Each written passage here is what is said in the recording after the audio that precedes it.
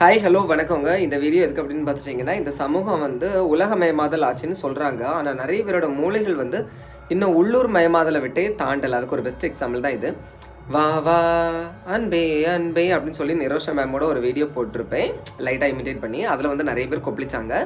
இவங்க வந்து கொஞ்சம் ஓவராகவே பதறி இருப்பாங்க. என்ன அப்படின்னு பார்த்தீங்கன்னா, உன் ஸ்டூடெண்ட் இப்படி டான்ஸ் ஆடினால் உனக்கு பிடிக்குமா, இல்லை அவங்களுக்கு இது மாதிரி ஆடுங்க அப்படின்னு சொல்கிறீ அப்படின்னு கேட்டிருந்தாங்க. அதாவது நான் டீச்சராகவே இருந்தாலும் அடுத்தவங்களோட தனிப்பட்ட உரிமையில் தலையிடக்கூடிய சுதந்திரம் வந்து எனக்கு கிடையாது. சரியா? ஏன்னா அது அவங்களோட விருப்பம், அது அவங்களோட வாழ்க்கை முறை. நான் ஒன்றும் பண்ண முடியாது. பாடம் நடத்துறது மட்டும்தான் என் வேலை.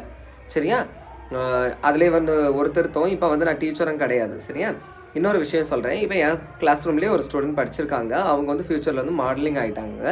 அதாவது மாடலிங் துறைக்கு போயிட்டாங்க. ஒரு உள்ளாடை விளம்பரத்தில் அவங்க நடிக்கிறாங்க. அதை நான் பார்க்குறேன். அவங்கக்கிட்ட போய் ஏம்மா இப்படிலாம் நீ நடிக்கணுமா அப்படின்னு நான் கேட்டால், அந்த பொண்ணு வந்து யோ என்னையா நீ ஒரு டீச்சராக இருந்துட்டு நீ இப்படி பேசுகிறியே, சமூகம் எந்த அளவுக்கு முன்னேறி இருக்குது, இது வந்து ஒரு உள்ளாடை தான் சரியா, அதுக்கு விளம்பரத்துக்காக நான் நடிக்கிறேன் அப்படின்னு செருப்பால் அடித்து திருப்ப என்கிட்ட பதில் கேட்டால் நான் என்ன பதில் சொல்லுவேன்?